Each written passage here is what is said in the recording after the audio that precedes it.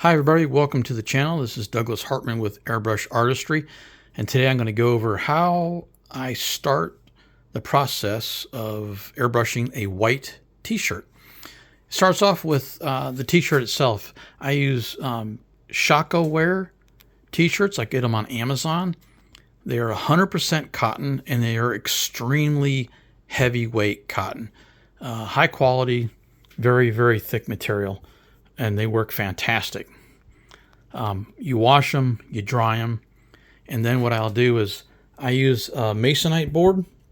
You can go to Lowe's or Home Depot, get you some of this, cut it to the appropriate size that you want, put the t-shirt over it, and I tape it on the front and tape it on the back, and I use these little clampy guys here too to help secure it to the board. And then what I'll do is I'll go over it with a lint roller to get anything extra, hairs you don't want on there off of it. And the next thing I do is extremely important step. Okay, I use Createx transparent base, and I will spray that on there with, I have a Pache Talon. It's a great airbrush for this because it has a fairly large paint cup, and the one I use a 0.6 millimeter needle and nozzle setup, and the nozzle on the air cap on this is the fan pattern, not the cone pattern. And so what that does is when I'm spraying it's like a fan, so you're able to actually cover more of the surface area quicker. I take it then over to a clam style heat press, and I will set that at about 300 degrees, press it down for 45 seconds a spot. And a shirt this size, I'll do here, here, here, and here. So that's 4 different spots to make sure it hit all the image. And what it does is it flattens down the nap of the t-shirt, so it gives a relatively smooth surface to it. Okay, so then I have the image. Okay, quick note, if you don't have a heat press, you can use an iron. Okay, and that's what I used to use, is an iron. And I use these Teflon sheets here. They come in various sizes. You put over the image, and then you iron on top of that, and it helps protect the shirt from the iron.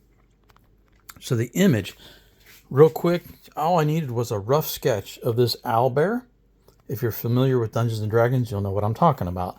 If you're not familiar with Dungeons & Dragons, an owlbear is a monster that is a cross between an owl and a bear. Hence, it's an owlbear.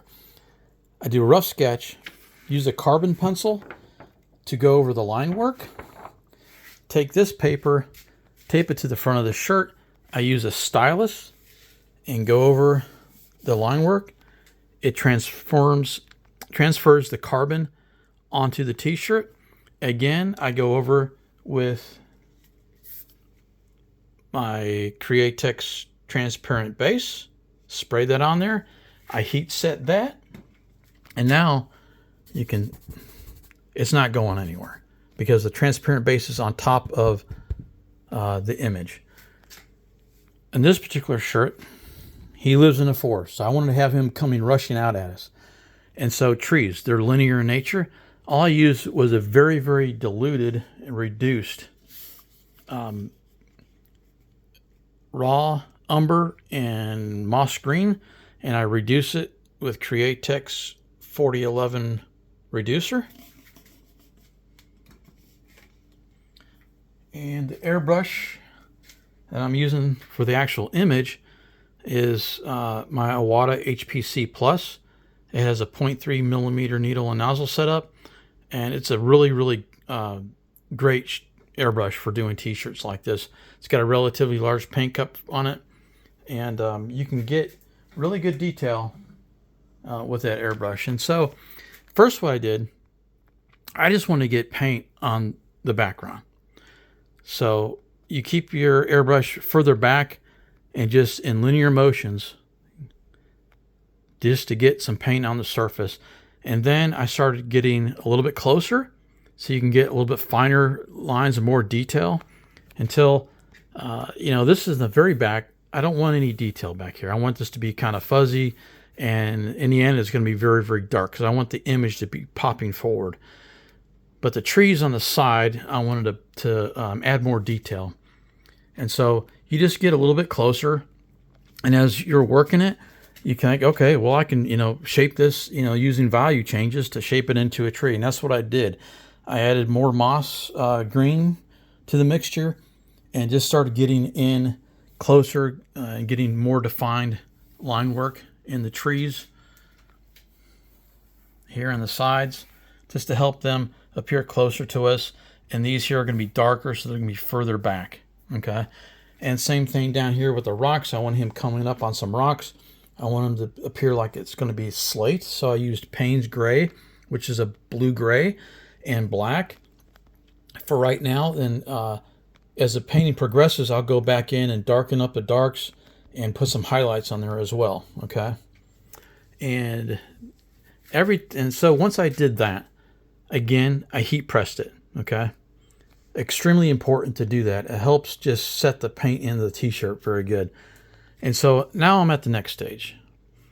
And what I'm going to use now is extremely reduced smoke black.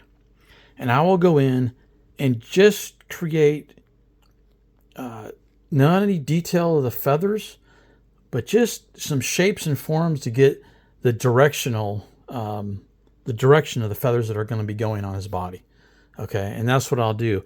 And I'll get paint over the entire surface, and then again, I will heat set that, and then go back into the next step and adding more detail. And when I get this image finished, I'll go back and I'll tweak the background, the different value changes that I need to sharpen up the background any.